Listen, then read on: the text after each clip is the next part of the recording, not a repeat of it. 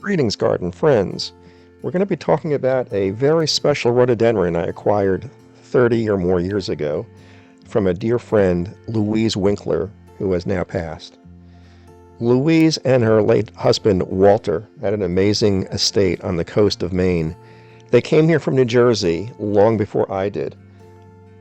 After I got to know them, I realized they had a very special plant of Rhododendron calophytum, a species which Louise then gave me the plant of. We're going to go back to that later in the video. First, here's a short intro about Shortia, an incredibly cool evergreen perennial that we have at Eastern Plant Specialties. Shortia is native to the deep south, but it actually does better here in Maine than it does down there. It's evergreen, creeps along the ground, and has these gorgeous parasol-like flowers in very early spring. There's really nothing else like it. In the fall and winter, the foliage turns a mottled orangey purple, the gloss that no other plant has. Very easy to grow, but also very slow. It needs a cool, mossy, shady environment. We have them in limited quantities in Quire at Eastern Plant in Georgetown, Maine.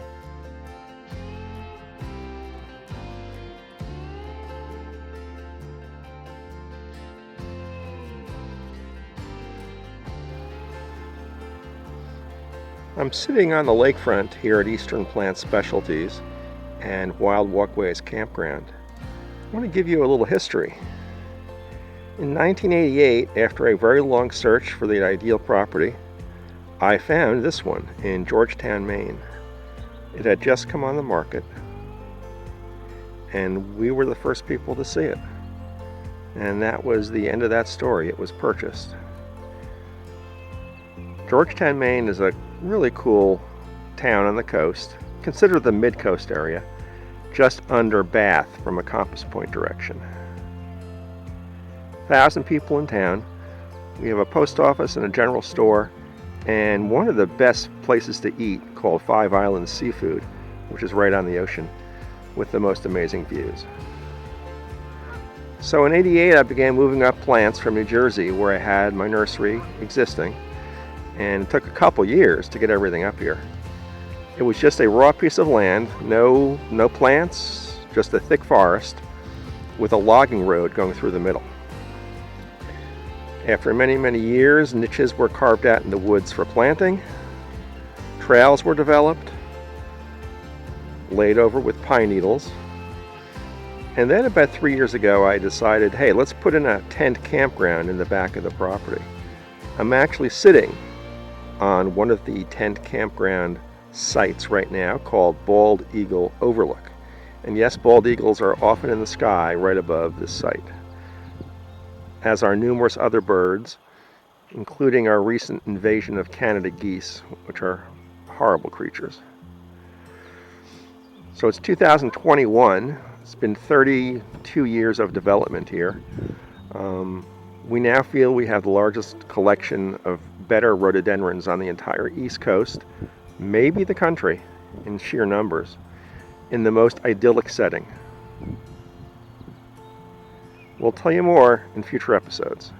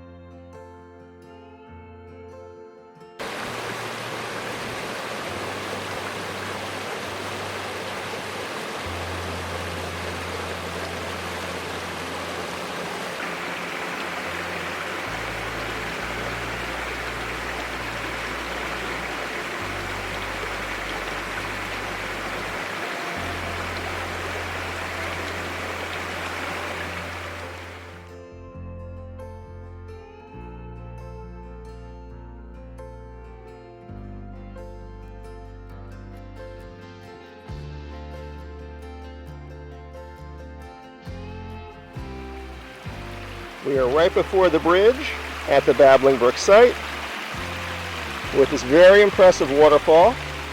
You'll be camping right next to it. It will lull you to sleep.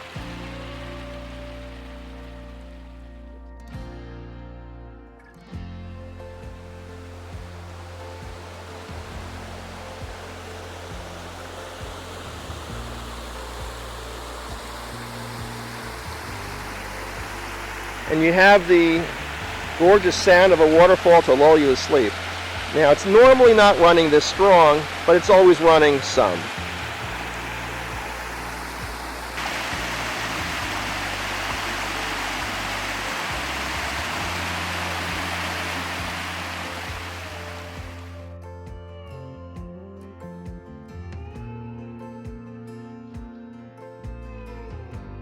There's really nothing else like our campsites because of the setting, the stream, the forest. It's the entire combination. A real, back to nature, the way it should be, camping experience. Come visit. This is the Waterfall Cove site. It's a smaller site, but it's right on the stream with a cool little waterfall. And like any other site, has a fire pit close to the bathroom, has a hose hookup with running cold water, and a totally secluded setting with a cool woodland backdrop. So that's the Waterfall Cove site, only for 1 or 2 people. It's one of the smaller sites. Coming up next is the Morning Mist site. This is a huge site, fine for up to 6 people, on the stream, and again, close to but private from a bathroom. Plenty of room for a large tent or several smaller tents. Has a huge stone fire pit. Every site has a fire pit. So this is the Morning Mist site, which has really cool morning light. So it's the Morning Mist site. And there's the bridge that you access to get to it. Coming up, this is the path to the Red Door site. Secluded in the woods, has a cool view, which you'll see in a second. We're approaching the fire pit, which you'll see off to the right, coming up right there. There's a table there. We can rent tables and chairs. Let us know ahead of time. It's then a short walk to the back beaver pond, and you'll see that coming up. Again, very secluded. You're by yourselves in the woods. You can hardly see any other campers. And so we're approaching the back beaver pond right now. And you're going to see a setting or a scene of that in the fall with the fall colors. So there we go. That's in the fall, your view from the Red Door site. And yes, there is a red door leaning against a pine tree. The red door is from a 60s Volkswagen bus.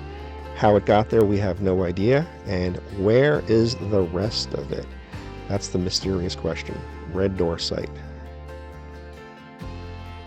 Here we are at the Frog Hollow campsite, which also has a glorious view of the back beaver pond. Up to 4 people can use this site. Again, it's private. And yes, frogs are often doing their frog thing in a nearby small pond, which you'll hear all summer. Coming up to the really cool, glorious view from the Frog Hollow campsite. World Walkways, Georgetown, Maine. Come visit.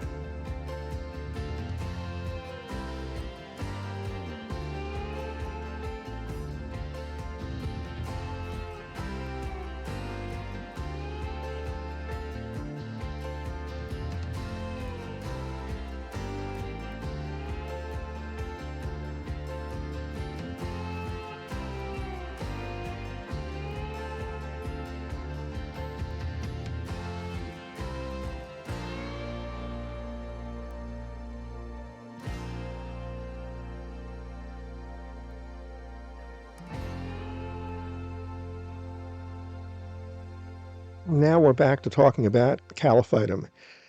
Calophytum is an incredibly cool species of rhododendron, not a hybrid.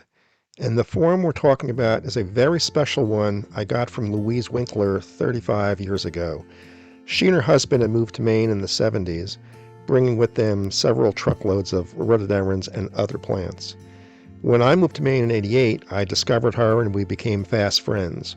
Her husband was already gone, sadly. After a few walk-arounds of her garden on the ocean, I discovered this calophytum, blooming one spring. It should not have been alive in Maine. So I was now friends with Louise, and I gently asked her, could I trade her something for the plant? And she said, sure, just take it. So I did when it was roughly 3 feet high, 3 feet across. It's now 9 feet high, 16 feet across, and truly one of the gems of my property in Maine. We're now seeing a little quick overlook of one of the hilly spots, and we're going to come to where this calophytum is right there on the right. Now this is before the bloom. It's March. Okay, now the blooms are opening up. It's early April. The first rhododendron to bloom in Maine. Incredibly gorgeous flowers with a dark raspberry blotch, light pink overall color. The leaves on this are very long and very tropical looking. The other thing cool about this form of calophytum, it's a better branched, wider growing plant than any other calophytum I've ever seen.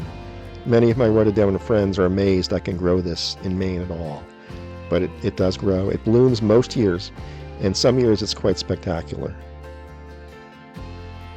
Here we have the entire plant coming into bloom. This is about April 20th of last year, 2021. So here we have the plant in full bloom. And again, this is a huge plant now. Just an incredible flower, and the first thing to really welcome in spring as far as rhododendrons go. One of the many better species of rhododendrons that most people don't even know about, but they do exist. We do have plants of this available, so if you're going to visit us, ask us for the calophytum Winkler form, and we can show you those. Very early bloom, and the actual growth buds are quite dramatic when the first leaves come out. They're very long and exotic. Again, look at that flower. Truly, truly amazing. Calophytum Winkler form, an incredible species of rhododendron.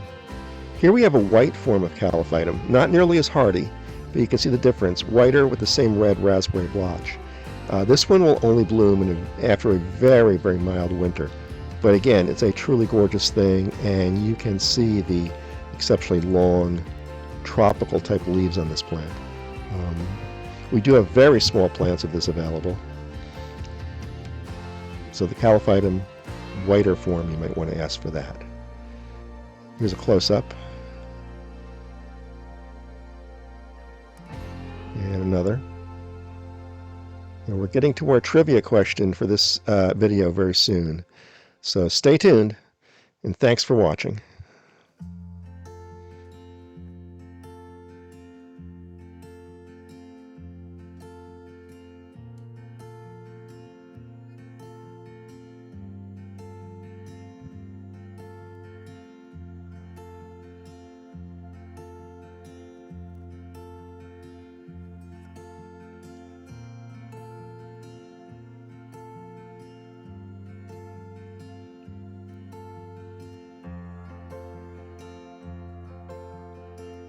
Very soon we're going to have an educational video on how to pinch out the dormant growth buds to make your rhodos stay dense and bushy. That'll be very important.